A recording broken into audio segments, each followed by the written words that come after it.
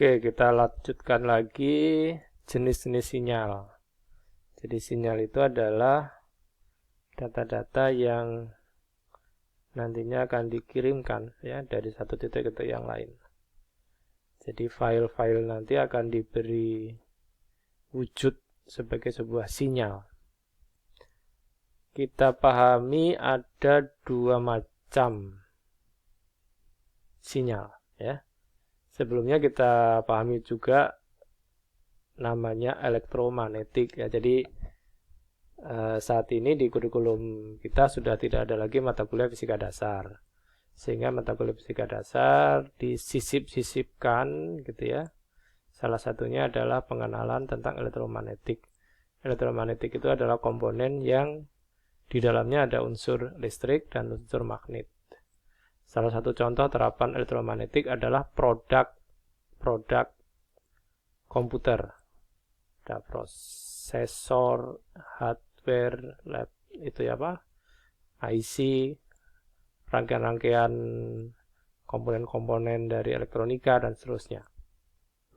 Terus ditambahkan dengan jaringan elektromagnetik seperti halnya kita contohkan yang kita pakai untuk komunikasi di smartphone. Jaringan 4G ya, GSM, CDMA dan seterusnya itu dulu ya. Nah, kita bagi dua, ada namanya sinyal analog dan sinyal digital. Ya. Sinyal analog berbentuk seperti gelombang, sinyal digital, sinyal yang memiliki bentuk berlawanan. Kata berlawanan di sini artinya 1 dan 0. Jadi kata berlawanan itu artinya hanya ada dalam dua status. Karena kita pahami bahwa sistem digital itu tunduk pada sistem biner ya, 10 10. Ya, ciri khas sistem digital di situ. Masih ingat ya, kemarin 10 menghasilkan bit, menghasilkan byte, kalau nggak salah materi kelima ya, kelima atau keempat, kelima. Nah, persyaratannya ketika kita menggunakan jaringan telekomunikasi, jaringan internet dan seterusnya, itu sinyalnya harus dalam format digital. Gitu.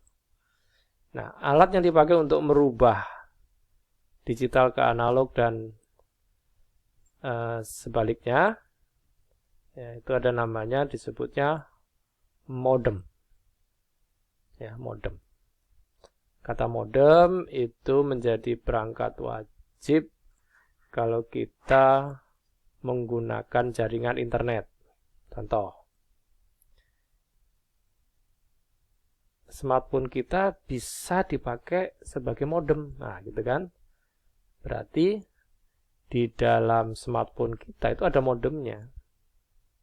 Ada modemnya. Tapi laptop kebanyakan, laptop saja gitu ya, laptop saja, itu nggak punya modem.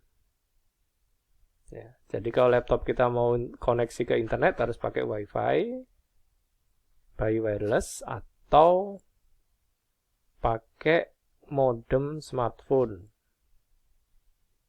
Ya, tethering, di tethering pun juga bisa via USB, ya, dicolokin kabelnya, atau via wireless. Seolah-olah smartphone kita itu menjadi penyedia jaringan internet wireless gitu, seolah-olah. Jadi pilihnya dua ya, bisa pakai USB, dicolokin smartphone-nya sebagai modem ke laptop kita, atau seperti kita mengakses WiFi pada umumnya. Cuma kalau WiFi pada jaringan kampus misalnya kan ada namanya hotspot itu ya, hotspot. Tapi kalau di rumah, karena misalnya modemnya bisa berupa HP, berupa smartphone, maka hotspotnya siapa? Ya, hotspotnya ya smartphone tadi itu. Ya, modem ya, modem. Nah, seperti ini gambarannya. Jadi ada sinyal analog, sinyal digital, penerima. Ya. Jadi pertama data itu berbentuk digital, kemudian ketika ditransmisikan ya, antar modem diterima di komputer yang lain. Ya, jadi ini terpisah jarak. Apa aja yang dipakai untuk hardware dari macam media komunikasi? Di sini disebutkan ada kabel koaksial, ada fiber optik, serat optik, ada pemancar bumi atau boleh kita masukkan BTS juga boleh di sini ya. BTS boleh. Gelombang mikro. Ini gelombang yang dipancarkan ya. Kemudian apabila antar pulau maka bisa pakai satelit. Jadi gimana sistem satelit? Ya, dari bumi keataskan sama satelit dipantulkan, diterima di sisi lain di bumi yang lain. Kenapa gua harus pakai satelit ya? Karena bumi itu bulat. Jadi kalau buminya bulat, bisa jadi kalau dipancarkan lurus belum tentu bisa nyampe gitu ya ke si gelombang tadi. Beda dengan radio FM ya. Radio FM itu masih bisa pakai radio biasa ya, anten radio biasa sebagai menerima masih bisa karena biasanya jaraknya nggak terlalu jauh dan masih dalam posisi lurus gitu ya, lurus, terhubung lurus.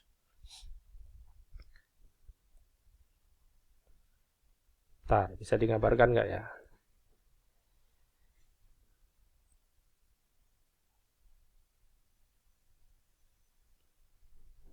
Ya, jadi kalau misalnya ini bumi, ini kan. Jadi di sini ada posisi 1, posisi 2. Nah, ini gimana menghubungkannya ini? Nggak mungkin kalau lurus ya. Maka perlu satelit di sini. Nah, jadi dari sini ke sono, ke sini. Nah, beda kalau yang tadi apa namanya? Gelombang FM tadi ya, radio. Ini pemancar misalnya 100 FM gitu ya. Sini. Ini radio kita. Nah, ini paling jaraknya masih dalam posisi bumi datar gitu ya. Jadi bisa langsung, apalagi tower dari ininya ya, tower dari pemancarnya ini bisa mengcover seluruh kota. Seluruh kota ya. Jadi nggak perlu pakai satelit gitu. Jadi kenapa pakai satelit? Karena harus menempuh jarak ya, karena bumi itu bulat gitu ya. Buminya bulat. Ya kalau kayak Singapura gitu ya, mungkin nggak perlu ya. Tapi kalau Indonesia perlu itu. Karena bisa jadi ini Jakarta, ini Papua ya, Papua di sini. Kalau mau lurus nggak bisa gitu ya, nggak bisa melengkung, ya, buminya melengkung. Nah kayak gitu gambarannya kira-kira ya. Jadi kenapa kita perlu satelit? Bahan-bahannya tadi ada koaksial kabel dari bahan tembaga, koaksial, mana fotonya, gambarnya ini gambarnya ya. Kabel itu ya, kemudian portnya USB biasanya, dan namanya serat optik. Nah ini yang sekarang lagi dipakai salah satunya untuk TV kabel ya, kayak IndiHome, Fast Media, apa lagi itu ya, semacam itu.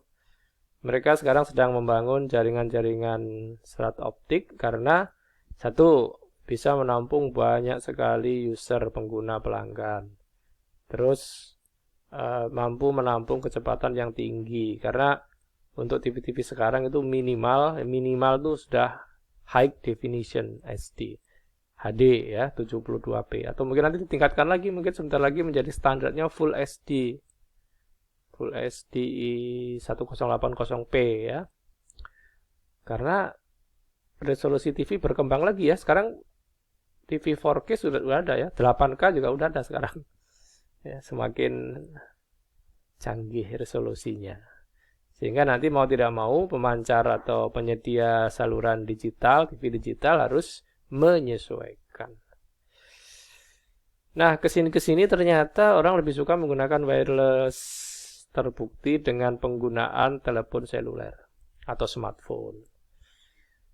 Jadi sekarang kenapa disebut smartphone? Smart itu artinya cerdas, pinter, bisa segala fungsi, bisa segala manfaat, gitu. Jadi modem pakai smartphone bisa, ngirim data bisa, email bisa, gitu ya. Kalau nggak salah ada 11 karakter itu yang di materi keberapa itu ya. Materi pertama atau kedua itu. Tadi bahas ya, smartphone itu mempunyai ciri khas 11 karakter. Nah, ini tadi ya gambar satelit tadi itu yang mana tadi?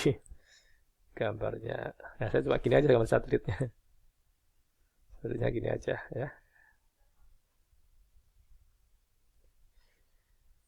Ya, ini satelit. Nah, ini tadi ya. Ini bagus gambarnya ini.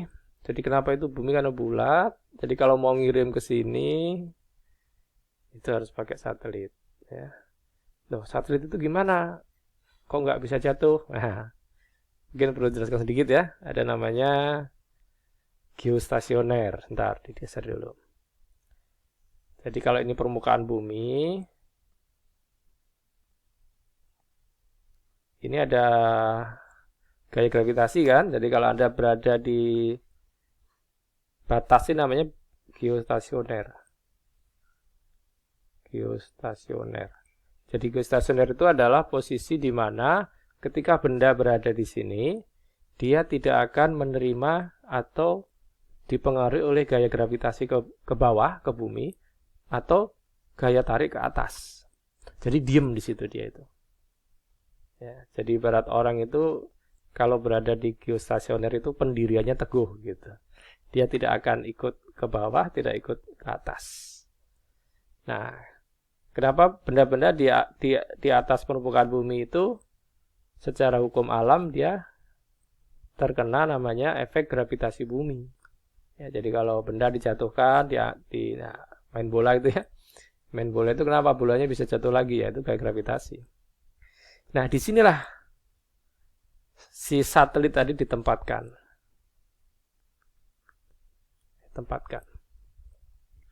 Jadi kalau dipertanyakan lagi, dari mana mendapatkan energi listriknya? Kan satelit itu adalah benda elektronik gitu. Maka dia wajib punya sumber daya listrik atau sumber energi listrik. Ya, tentu saja dia mendapatkannya dari ini. Nah, ini. Ada semacam solar cell gitu ya. Jadi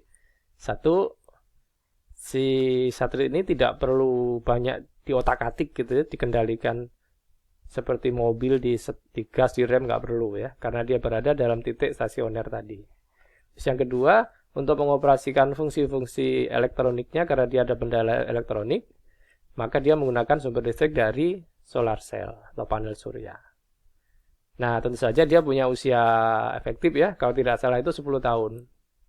Jadi 10 tahun sekali satelit itu harus diganti. Nah, suatu saat mungkin Anda pernah dengar istilah kepingan-kepingan benda dari luar angkasa jatuh ke bumi. Setelah diteliti ternyata bagian-bagian dari satelit bisa jadi. Karena ketika benda angkasa itu di sini, ini kan banyak sekali asteroid ya, benda-benda kecil yang ya kayak debu-debu antariksa nyebutnya ya, padahal disebut debu itu sebesar diameternya mungkin bisa 1 meter 2 meter ya, tapi disebutnya debu antariksa. Itu bisa menghantam satelit dan satelitnya bisa rusak. Dan bisa jadi melenceng. Mungkin kalau kena asteroid yang gede, dia akan keluar dari zona geostasioner, bisa jatuh. Jadi kalau kehantam benda keras, dia bisa jatuh ke bumi. Nah, jadilah kepingan-kepingan itu.